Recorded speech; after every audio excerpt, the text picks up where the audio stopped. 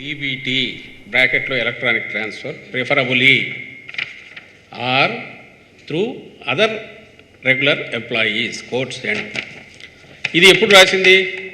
మార్చి 30th. దాన్ని మళ్ళీ వీళ్ళు వెంటపడి ఇళ్ల దగ్గర ఇవ్వమంటే ఇప్పుడు ఈ లెటర్ 26th April దీంట్లో దాన్ని మెన్షన్ చేస్తూ కిందే మళ్ళీ డైరెక్ట్ చేశారు. It is requested to follow the direction issued by the Commission in letter and spirit so that beneficiaries may avail intended benefits without any hardship. So, March 30th రాసిన ఆ రోజు రాసిన లెటర్లోనే డీబీటీ ప్రిఫరబులీ డీబీటీ అన్నారు EC. ఈసారి రాసిన letter దాంట్లో దాన్ని letter and spirit implement చేయమని రిక్వెస్ట్ చేశారు. దీని అర్థం ఏంది? డీబీటీ అనేది ఆ రోజు రాసినప్పటికీ వీలైనంత త్వరగా ముగించాలనే ఉద్దేశంతో సెక్రటేరియట్స్ దగ్గర తీసుకుని ఆ తర్వాత ఇళ్ల దగ్గర రిమైనింగ్ ఇవ్వడం అనేది ఆ రోజు చేశారు. మళ్ళీ చంద్రబాబు నాయుడు గ్యాంగ్ మొత్తం వరుస పెట్టి గవర్నర్ను కలిసి పైకి లెటర్లు రాసి ఇంకా ఢిల్లీలోనే కూర్చోన్నారు ఈయన ఏజెంట్లు. పొద్దున్న లేచిన వచ్చి ఎలక్షన్ కమిషన్ ఆఫీస్ మీద పోయి పడి అక్కడి నుంచి ప్రెజర్ తెచ్చి ఇక్కడ సిఎస్ గారి మీద ప్రెజర్ పెట్టి సీఈఓను అయితే ఎవరి చేతుల్లో చెప్పు చేతుల్లో ఉన్నాడని వరుస పెట్టి స్టోరీస్ రాయించి మొన్న కూడా ఈ మధ్య సిఎస్ చేతిలో సీఈఓ ఉన్నాడా, సీఈఓ చేతిలో సిఐఎస్ ఉన్నాడా అంటూ ఈనాడులో బ్యానర్ స్టోరీస్. వాళ్ళను బ్లాక్మెయిల్ చేసి ప్రెజరైజ్ చేసి మళ్ళీ ఓ లెటర్ తెప్పించారు. వాళ్ళు ఏం చేశారు? దాన్నే రిపీట్ చేసి ఆ పాత లెటర్లో ఉన్న దాన్ని మళ్ళీ కోర్ట్స్లో పెట్టి దాని ప్రకారం మీరు అటు ఇటు కాదు లెటర్ అండ్ స్పిరిట్ ఇవ్వండి అన్నారు. అందుకు ఈరోజు ప్రభుత్వ అధికార యంత్రాంగం ఏం ఏర్పాటు చేసింది? డీబీటీ ద్వారా ఎంతమందికి అయితే ఉందో దాన్ని పోయిస్తుంది. మిగిలిన వాళ్ళు ఎవరైతే అది లేని వాళ్లకు ఇళ్ల వద్ద అరేంజ్ చేసి ఇళ్ల వద్ద ఇచ్చే ఏర్పాటు చేస్తుంది. తప్పు ఎవరిది ఇందులో? ఎవరిది తప్పు? ఎవరిది పాపం? చంద్రబాబుది కాదా?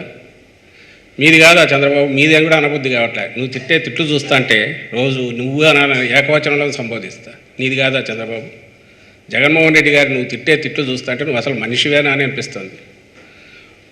అసలు మనిషి జన్మెత్తెత్తినా కూడా అర్థం కావట్లా. ఈరోజు వరుస పెట్టి చదివితే 50 దాకా తిట్టిన తిట్లు అటు తిప్పి ఇటు తిప్పి ఇంకా అలాంటివి రోజు మొత్తం మీరు లెక్క పెడితే బహుశా ఆయన ప్రసంగం అరగంట తాగితే 27 నిమిషాలు పైగా తిట్లే ఉంటాయి అనుకుంటున్నాను. ఏమేమో మాట్లాడతాడు. భూమికి భారం అంటాడు, జన్మభూమికి భారం అంటాడు, తల్లికి భారం అంటాడు. ఏదైతే చంద్రబాబును చూసి వాళ్ళ నాయన కూడా సిగ్గుపడి ఉంటాడో వాళ్ళమ్మ, అవన్నీ తెచ్చి ఈరోజు జగన్మోహన్ రెడ్డి గారికి పెడుతున్నాడు. ఏదైతే తనకున్న అవలక్షణాలన్నీ ఒళ్ళంతా ఉన్నాయో అవన్నీ తెచ్చి జగన్మోహన్ రెడ్డి గారికి ఆపాదించాలనుకుంటాడు. సంధి ప్రేలాపనలు అంటారు కదా, డెలీరియం. ఆ టైంలో ఏమేమి వస్తాయో తెలియదు. తన్నుకొని వస్తాను. నిన్న ఏకంగా చంపాలని కూడా చంపితే ఏమవుతుంది అని అన్నాడు. ఈరోజు అట్లాగే తిట్లున్నాయి.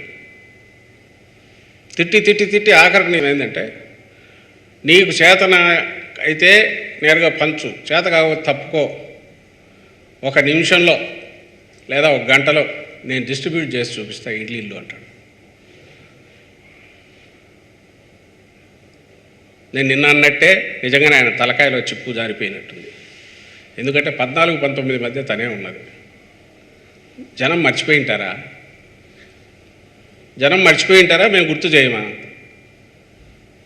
ఒక్కసారి ఆ రోజు ఎట్టుందో చూద్దామని చెప్పి నేను చెక్ చేస్తే ఒక వీడియో పెట్టు.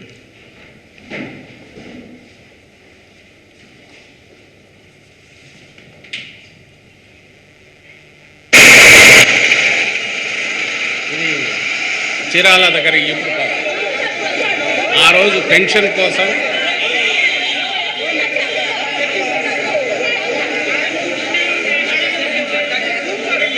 మీరు గమనిస్తే ఆ మొత్తం ఎల్లో రంగులో చంద్రబాబు ఫోటో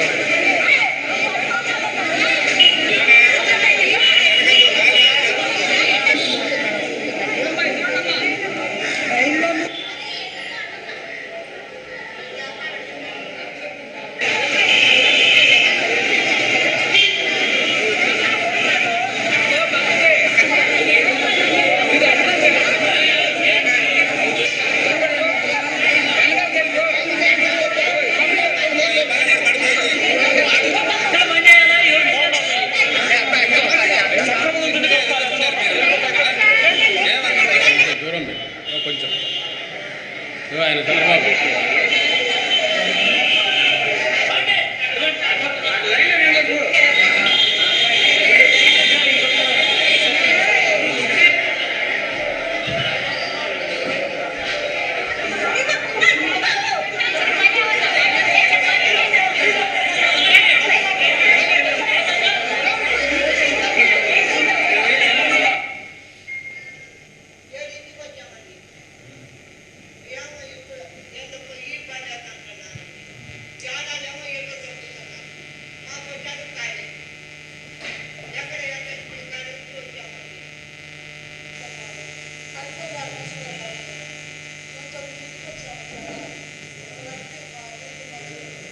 దగ్గర పింఛన్లు నిన్న మొదలుపెట్టారు సార్. నిన్న మొదలుపెట్టి ఈరోజు ఉదయం ఇస్తాము అందరు రమ్మని చెప్పారు. జనం అందరూ ఈ ఉదయం 6:30కు వచ్చారు. ఇప్పుడు టైం 11 అవుతుంది. ఇంతమందికి 10 మందికి కూడా ఇవ్వలేదు. జనం అల్లాడిపోతున్నారు. ముసలోళ్ళు పైన ఎండ, కనీసం తాగింది మంచినీళ్ళు లేవు, నీళ్ళు లేదు. ఇవ్వమంటే పని ఆగిపోయేవాళ్ళు కదా. జనం వచ్చి పొద్దున్నీ ఉన్నారు. షుగర్ పేషెంట్లు ఉన్నారు, బీపీ వాళ్ళు ఉన్నారు, ముసలోళ్ళు ఉన్నారు, చాలా మంది కొనుక్కున్నారు. ఈ కీలో పొద్దు నుంచి అల్లాడిపోతున్నారు. కనీసం నీడ కూడా లేకుండా, మంచులు కూడా లేకుండా. ఇది 2017 జూలై 1వ తేదీ ఈపురూపాలేమని చీరాల మండలము నియోజకవర్గం అక్కడిదని ఆ వీడియో. చంద్రబాబు నాయుడు గారి హయాం నేను చెప్పనవసరంలా.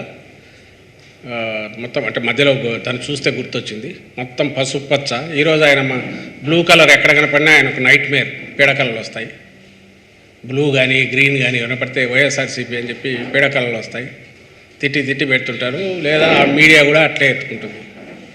మరి అక్కడ పెద్ద పెద్ద ఫోటోలు, వాటి మీద ఎల్లో రంగు అందరు చూసే ఉంటారు. ఒకసారి గుర్తు తెచ్చుకుంటే ఇప్పుడు అన్నిటికీ మరుగుదొడ్లో కూడా ఎల్లో కలర్ కొట్టి ఎట్లా చేశాడు అనేది అందరూ గమనించారు. సరే, అది వేరే సబ్జెక్ట్. కానీ ఇక్కడ గమనిస్తే ఇది ఆ రోజుల్లో ప్రతి నెల మీడియా అంతటికీ తెలుసు. మీరు ఎప్పటికప్పుడు గమనించే ఉంటారు. ఇలాంటివి ఓ సాధారణ దృశ్యాలు. నెలలో ఎప్పుడు వస్తుందో తెలియదు, ఎంతమందికి వస్తుందో తెలియదు, మళ్ళీ ఎన్ని నెలలు రాదో తెలియదు. పంచాయతీ ఆఫీసులకో, మున్సిపల్ ఆఫీసులో, మండల ఆఫీసు ఎక్కడో వాళ్ళు ఎక్కడ పెడితే అక్కడ తిరగాల్సి వచ్చేది. 100 మంది ఎండల్లో 10 నుంచి సాయంత్రం కొట్టుకుంటున్నారు. నువ్వు వచ్చి ఈరోజు జగన్మోహన్ రెడ్డి గారిని క్వశ్చన్ చేస్తావు. అది కూడా దేనికి? నువ్వే రీజన్ అయ్యి. ఈరోజు పరిస్థితికి చంద్రబాబే కారణం. ఆ పరిస్థితిలో ప్రభుత్వం తన పని ఏదో తను చేసుకుంటూ పోతుంటే మళ్ళీ మధ్యలో దూరి ఈసీ నుంచి డీబీటీ ద్వారానే ఇవ్వండి అని చెప్పి మళ్ళీ ఒకటి తెప్పించినాం. ఈరోజు డీబీటీ ద్వారా బ్యాంకుకి ఇస్తుంటే మళ్ళీ వద్దు నేను ఒప్పుకోనని మళ్ళీ గొడవ చేస్తున్నాం. ఇది ఏం సిగ్గు ఎగ్గు ఏం ఉండవా చంద్రబాబు మీకు? నీకు అసలు ఏమన్నా సిగ్గు కొంచెమన్నా? అరే నన్ను అడుగుతారు, నిన్న నువ్వేం చేశావని అడుగుతారు. ఈరోజు ఈ పరిస్థితికి, ఈ దుస్థితికి కారణం నువ్వు కాదా అని అడగరా? తెలియదా వాళ్ళకు? ప్రజలకు, పెద్దవాళ్ళకు తెలియదా? వృద్ధులకు? వాళ్ళు రేపు నీ మొహం మీద ఉమ్మేయకపోతే చూడు, పెనంలోంచి పొయ్యిలో పడినట్టు అయిపోయింది వాళ్ళ పరిస్థితి. ఇల్లు పంచమంటావే, మరి ఆ రోజు నువ్వు అసలు ప్రయత్నమన్నా చేసినావా? ఇప్పుడు 1,20,000 మంది మేము అంటున్న ఉద్యోగులు, వాళ్ళకు వేరే పని ఏమి పెట్టిండ ఉండదా? ప్రభుత్వం అన్నాక ప్రభుత్వ ఉద్యోగులకు పనులు ఉండవా? ఆ పనులు చేసుకుంటూ దీంట్లోకి వెళ్ళడానికి కొంతమంది వరకు పోవచ్చు, మిగిలిన వాళ్ళకి ఎక్కడ ఇస్తామంటే దాన్ని కాదని నువ్వు అన్నావు. ఇప్పుడు ఏం చేశావు? ఉండూరులో వాళ్ళు ఉన్న ఊర్లోనే దగ్గరలో ఉండే అది తీసి బ్యాంకు ఎక్కడుందో అక్కడికి పోయేట్టు చేశావు. ఈ పాపం అంతా నీదే అని చెప్పి మళ్ళీ శాపనార్థాలు పెడతారని హడావుడిగా ప్రెస్ కాన్ఫరెన్స్ పెట్టి తిట్టకుండా జగన్మోహన్ రెడ్డి గారిని నువ్వు తిడుతున్నావు. ఎట్లా అమాయకుల్లా కనపడుతున్నారా జనం? నువ్వు ఆ రోజంతా బాగా ఇచ్చి ఈరోజు ఇట్లా జరిగిందంటే నిన్నెవరని అంటారు. నువ్వు అసలు ప్రతి నెల నీ దృష్టికి మీడియా ద్వారా వస్తూనే ఉన్నాయి. ఎంత అన్యాయం, ఘోరం ఇది. వాళ్ళని వచ్చి వెయిట్ చేయనిస్తున్నావు. దీనివల్ల ఆ పాపం ఆ ఉసురంతా నాకు కొట్టుకుంటుంది అనే ఆలోచన నీకు రాలేదా? జగన్మోహన్ రెడ్డి గారికి ఎందుకు వచ్చింది? చూశాడు కాబట్టి, చూసి చెల్లించాడు కాబట్టి. మనం ఇచ్చే సబ్సిస్టెన్స్ దీనికోసం వీళ్ళు ఇన్ని అవస్థలు పడడం ఏంది? ఈ వయసులో వచ్చిన వాళ్ళకు ఆలనా పాలన చూసుకోవాల్సిన సమాజం అంటే ప్రభుత్వం ఆ పని చేయకపోతే ఎట్లా అని ఫస్ట్ ప్రియారిటీ కింద పెట్టి ఇచ్చేశాడు. అందువల్లే ఈరోజు అందరి ఆదరణకు ఆయన గురయ్యాడు. అందరి ఆదరణ ఆయనకు దక్కింది జగన్మోహన్ రెడ్డి గారికి. నువ్వు చేసింది ఒక పాపం చేసావు, దానికి కరెక్షన్ చేసి ఏదో ఉన్నంతలో బెటర్ చేసి మర్యాదగా నోరు మూసుకొని ఉండకుండా మళ్ళీ వచ్చి నేను ఇంతకుముందు అన్నట్టు పెనంలో వచ్చి పొయ్యిలో పడేటట్టు ఈ కొత్త నీ డిమాండ్లు పెట్టుకొని పోయి ఈసీ మీద నీ బ్లాక్మెయిలింగ్ టాక్టిక్స్ అని ప్రెజర్ టాక్టిక్స్ అని యూజ్ చేసి ఈరోజు ఆఖరకు ఈ పరిస్థితికి తీసుకొచ్చావు. ఇప్పుడేమంటున్నావు? నువ్వు తప్పుకో నేను ఇస్తా అంటున్నావు. ఏమిస్తావు? మొత్తం రాష్ట్ర ప్రభుత్వ ఉద్యోగులందరినీ పోయమంటావు. మూతి పగలగొడతారు. నేను ఎందుకు చేస్తారు అందరు? నీకు ఉద్యోగులందరూ పోయి నువ్వు చెప్పగానే పోయి చేస్తారా? ఒకవేళ ఇదే నిజమైతే ఆ రోజు ఎందుకు చేయించలేకపోయినావు? నేను ఇప్పుడు వేసి వీడియో చూపించాను కదా, ప్రతి ఊర్లో అదే పరిస్థితి కదా 19 వరకు. మరి అప్పుడు ఎందుకు చేయించలేకపోయావు? అప్పుడు కళ్ళు మూసుకొని పోయినాయా? కళ్ళు నెత్తికెక్కినాయా? కనపడలేదా? ఈ క్వశ్చన్లన్నీ వస్తాయి.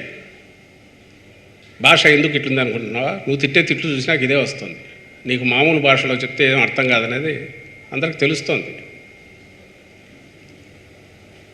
నీ డెస్పరేషన్, తిట్లు శాపనార్థాలు తప్ప ఏమీ నోటి నుండి రాని డెస్పరేషన్, ఆ డెస్పరేషను ఆ నిస్పృహ నుంచి పుట్టుకొచ్చిన సంధి ప్రేలాపనలు, ఏం మాట్లాడుతున్నావో తెలియకుండా ఆఖరికి దీని మీద కూడా ఇంతవరకు పోయినాం.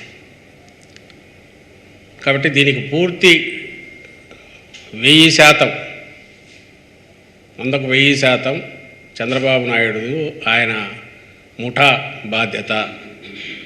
రాష్ట్రంలో ఈరోజు ఈ ఎలక్షన్ ఎన్నికల కమిషన్ ఆధ్వర్యంలో జరుగుతున్న అడ్మినిస్ట్రేషన్లో అక్కడి నుంచి ఈ ఆదేశాలు రావడానికి కానీ, ఈరోజు ఇవన్నీ డీబీటీ ద్వారా కిందికి పంపించి వాటికి ముద్దులకు చేర్చాలనే ఆదేశం కానీ దానికి కానీ, అలాగే దానివల్ల ఏదైనా ఇబ్బందులు జరిగితే, వృద్ధులు అశక్తులు ఇబ్బంది పడితే దానికి కానీ 100కు 1000% బాధ్యత ఎవరిదే అంటే శ్రీ శ్రీ శ్రీ చంద్రబాబు నాయుడు, ఆయన పార్టీ, శ్రీ శ్రీ శ్రీ పవన్ కళ్యాణ్, చంద్రబాబు నాయుడు దత్తపుత్రుడు, ఇంకా వాళ్ళకు సంబంధించిన ఆయన వదిన పురంధేశ్వరమ్మ, వీళ్ళే అవుతారు తప్ప ప్రభుత్వంది కానీ వైఎస్ఆర్ కాంగ్రెస్ పార్టీది అసలు కాదు. ఎందుకంటే మేము కాదు అది చేస్తున్నది. ఇప్పుడు అడ్మినిస్ట్రేషన్ అంతా చీఫ్ సెక్రటరీ గారి ఆధ్వర్యంలో నడుస్తుంది. నువ్వు మర్యాదగా వదిలేసి ఉంటే, మళ్ళీ ప్రెజర్ తీసుకురాకపోతే బహుశా 2-3 డేస్లో అయిపోయేది. సెక్రటరీకి వచ్చేవాళ్ళు తీసుకునేవాళ్ళు, లేదంటే ఇళ్ళ దగ్గరికి పోయి ఇచ్చేవాళ్ళు. మధ్యలో దూరు చేసినందువల్ల ఏదైనా జరిగింది కాబట్టి మళ్ళీ రిపీటెడ్గా చెప్తున్న బాధ్యత మొత్తం చంద్రబాబు నాయుడుదే. అండ్ ఎవరైతే ఈ 66 లక్షల మంది ఉన్నారో వాళ్ళకి ఆ విషయం బాగా తెలుసు. ఎందుకంటే 14-19 మధ్య ఏం జరిగింది అనేది వాళ్ళు మర్చిపోలా. అండ్ ఈరోజు దీనికి కారణం నువ్వే, చంద్రబాబు నాయుడే దీనికి కారణం అనేది వాళ్ళకి బాగా తెలుసు కాబట్టి శాపనార్థాలు పెడుతున్నారు. చేసేవాళ్ళు కూడా చేయనీకుండా నువ్వు అడ్డం వచ్చినా తిడతారు, వాటిని భరించక తప్పదు. ఆ శాపాలన్నీ కూడా నీకు తగులుతాయి రేపు ఎన్నికల మే 13వ తేదీ జరిగే ఎన్నికల్లో. ఆ శాపాలు దాని ఫలితం కూడా నువ్వు అనుభవించక తప్పదు. అదే కాకుండా ఈ సిస్టమ్ను తీసుకొచ్చి ఇంత ఎఫిషియెంట్గా నడుపుతున్న జగన్మోహన్ రెడ్డి గారు, నువ్వు సిగ్గు ఉంటే ఈ ఆలోచన నాకెందుకు రాలేని నువ్వు ఆలోచించింది. పైగా ఈరోజు 1,20,000 మందిని నువ్వు పెట్టేట్టు మాట్లాడడం, అసలు దాని గురించి నువ్వు డిమాండ్ చేయడం మీద నాకు అర్హత ఉందని ఆలోచించాలి కదా. నేను ఎప్పుడు ఏ రోజు వస్తుందో పెన్షన్లు ఇస్తానో తెలియని పరిస్థితిలో నేను ఆ రోజు ఉంటే, అంటే చంద్రబాబు నాయుడు ఉంటే, ఈరోజు ఏదో ఈ అబ్బాయి వచ్చాడు, సీఎం అయ్యాడు, అయిన తర్వాత ఈయన చేస్తున్నాడు, మనం దాంట్లో వేలు పెట్టడం తప్పు అని అనుకుని ఉండాలి. వేలు పెడితే జనం క్షమించరు, ఎందుకంటే వాళ్ళు పాత రోజులు మర్చిపోలేదు, చీకటి రోజులు అన్న గుర్తెరిగి ఉండాలి. లేదు పెట్టిన తర్వాత కొంచెం కాలితే ఓహో ఇది మనం మనం మనం మనం అడిగేది కాదు. ఎందుకంటే మనము ఇలాంటి వాళ్ళ అసౌకర్యం కలగకుండా వృద్ధులకు సహకారం చేయాలి, వాళ్ళకి సహకరించాలి, వాళ్ళకు హ్యాండ్ హోల్డింగ్ చేయాలి, వాళ్ళకు అండగా నిలబడాలని 14 ఏళ్ల పాలనలో ఏ రోజు నేను ఆలోచించలేదు కదా. నాకు అర్హత ఏముంది?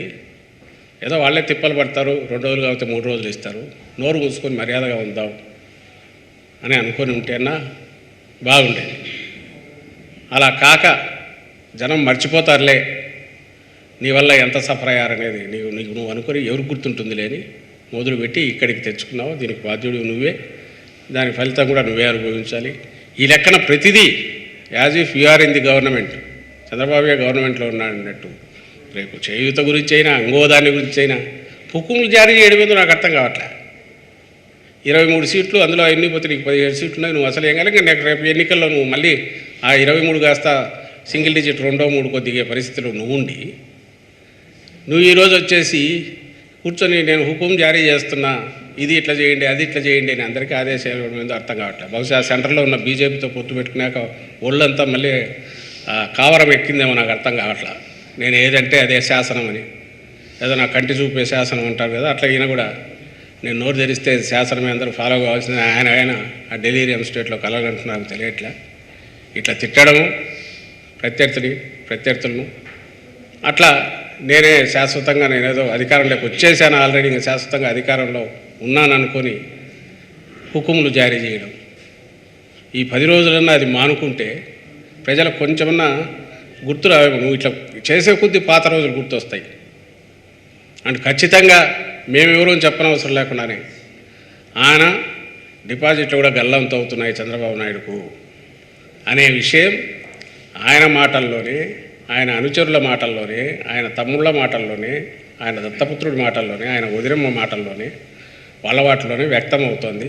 ఇదిగో ఇట్లా డెస్పరేట్గా మాట్లాడడం ద్వారా ప్రజలు ఆల్రెడీ దాన్ని కూడా గుర్తించినారు. ఇది నేను చెప్పదలుచుకుంది ఈరోజు వచ్చేసి.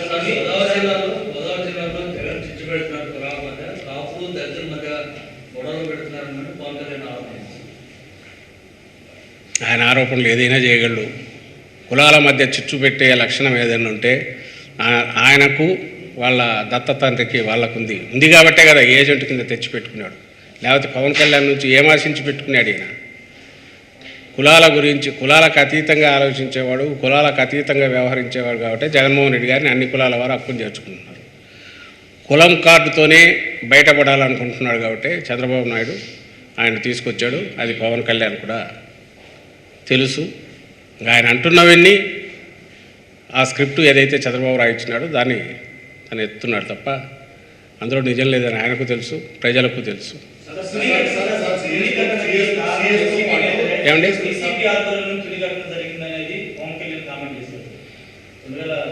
అవునా? అక్కడ కేసులు బుక్ అయినంత ఎవరి మీద ఆ రోజు కేసులు పెట్టింది ఆయన దత్త తండ్రి చంద్రబాబు నాయుడు గవర్నమెంట్. ఇంకా డౌట్లు ఏమన్నా ఉంటే ఆయన సహోదరుడు చిరంజీవి గారిని అడిగితే ఆయన చెప్తాడు. ఆ రోజు చిరంజీవి గారు వస్తువులు సానుభూతి చూపింది, సంఘీభావం ప్రకటించింది, ముద్రగడ పద్మనాభ గారికి ప్రకటించి రాబోతే ఇదే చంద్రబాబు నాయుడు ఆ రోజు ఆపాడు.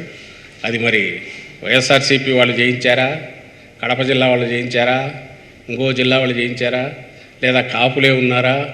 ఇవన్నీ కూడా చిరంజీవి గారిని అడిగితే ఆయనకు పవన్ కళ్యాణ్కి తెలుస్తాయి. నేనైతే అదే సలహా ఇస్తున్నా. లేదు కేసులు కాపుల మీద అక్కడి కాపుల మీద పెట్టినారు కదా, వాళ్ళంతా ఎంతమంది వైఎస్ఆర్సీపీ వాళ్ళు ఉన్నారో చంద్రబాబుకు తెలుసు, తన దత్త తండ్రి ఆయన అడిగి తెలుసుకోవచ్చు. దానికి పబ్లిక్ వచ్చి మీడియా ద్వారా మాకు సవాలు విసరాల్సిన లేదంటే మమ్మల్ని ప్రశ్నించాల్సిన అవసరం ఉందని నేను అనుకున్నాను.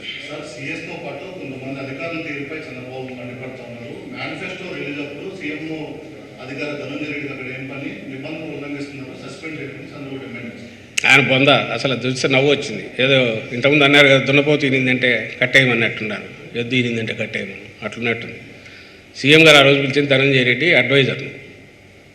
అదేం చంద్రబాబు లాగా ఎత్తిపోయిన కేసు కాదు. ఇక్కడ ధనంజయ పేర్లు ఉండేవాళ్ళు స్టేట్లో చాలామంది ఉన్నారు. చంద్రబాబు పేరు అయితే నాకు తెలిసి ఎవరికి పెట్టింటాడంట, ఎవరికి ఉండకూడదనే ఒక్కడికే ఉండాలని వాళ్ళ ఆయన ఇతను ఒక్కడికే పెట్టినట్టున్నాడు.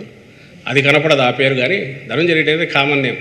తిక్కన కాకపోతే వాళ్ళందరూ ఆ రోజు మరుసటి రోజు పోయి ఎలక్షన్ కమిషన్కు పిటిషన్ కూడా ఇచ్చారు, ఇమ్మీడియట్ యాక్షన్ తీసుకోండి. నవ్వు వచ్చింది నాకు అది చూసి.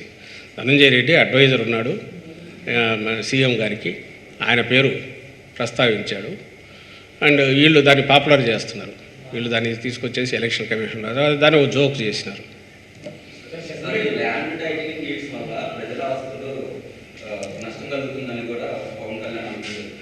నష్టం జరుగుతుంది కాదు, ఎంతవరకు పోయినా అంటే అతను ఇది మొత్తం జగన్ మద్దతుదారులకు కూడా చెప్తున్నా, రేపు మీవి కూడా మార్టిగేజ్ చేస్తాడు, అమ్మేసుకుంటాడు, జాగ్రత్త తను వచ్చేస్తే అని అన్నాడు.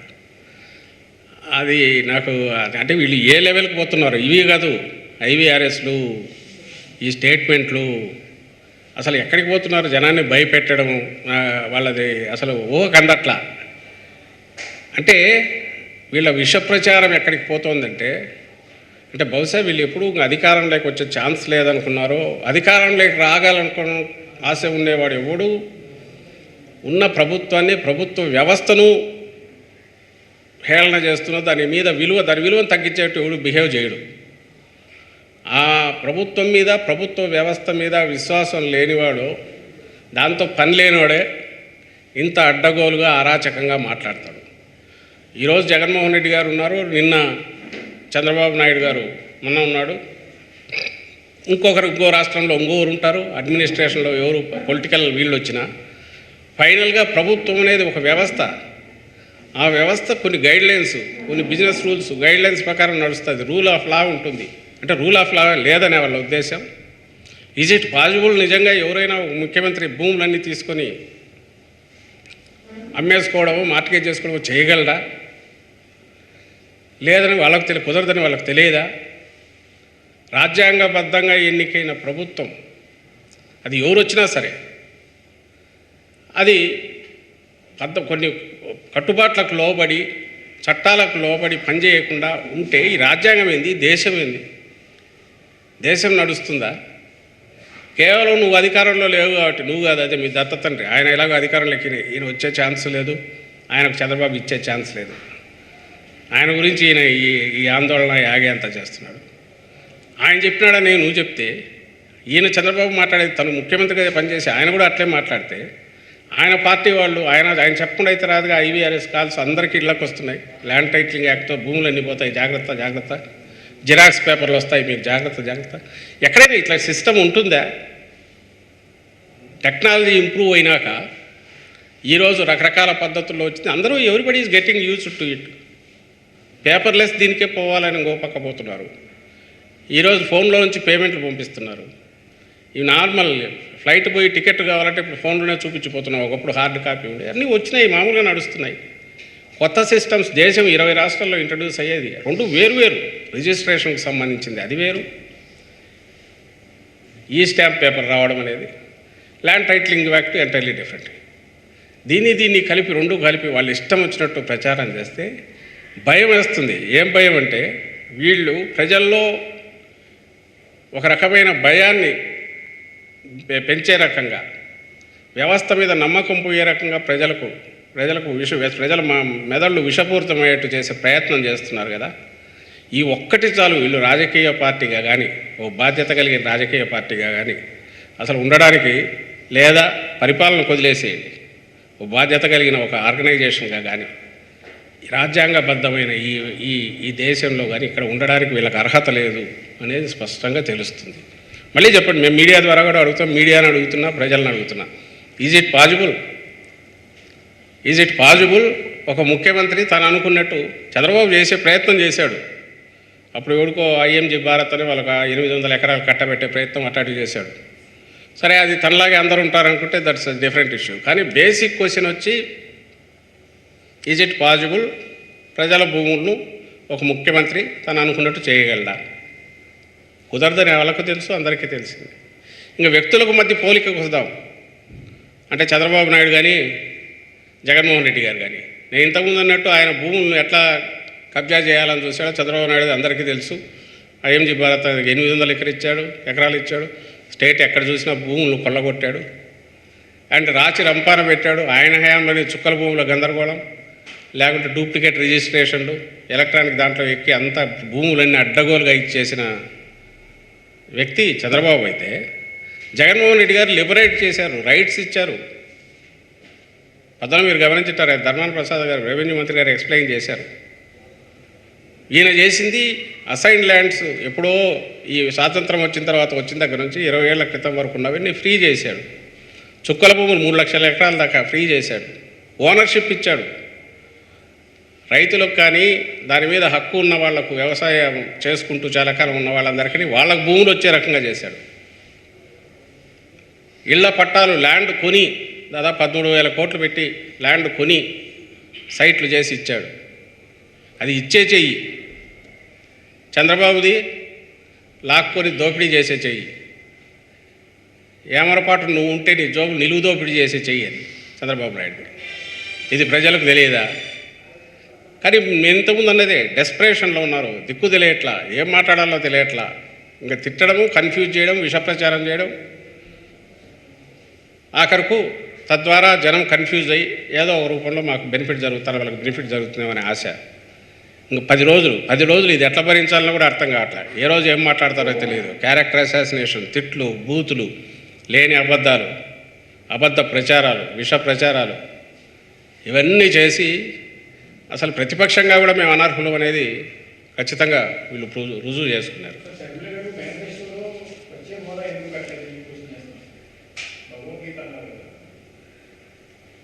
అది ఒక పార్టీనా? ఆ కాంగ్రెస్ పార్టీ ఓ పార్టీ నాది? అసలు ఇక్కడ దానికి ఉనికి ఉందా? ఆమె షర్మిలమ్మ అసలు ఎక్కడి నుంచి ప్రత్యక్షమయ్యారు? తెలంగాణలో ఉండి అన్నాళ్ళు 2 ఏళ్ళు 3 ఏళ్ళు ఉన్నట్టుండి మాయమైనారే, అక్కడ ఎవరికి సంజాయిషి ఇవ్వకుండా. ఆమె ఇక్కడికి రావడం ఏంది? ఇక్కడ ఉన్నట్టుండి ప్రత్యక్షమై అడ్డమైన క్వశ్చన్లు ఆమె వేయడం ఉంది. ఆమెకు ఏం లోకల్ స్టాండ్, ఏం అర్హత ఉంది ఇక్కడ నిలబడి మాట్లాడి? ఆ పార్టీకి ఉందా? ఆ పార్టీకి ఉంది, ఎత్తిపోయిన పార్టీ. ఆమెకుందా?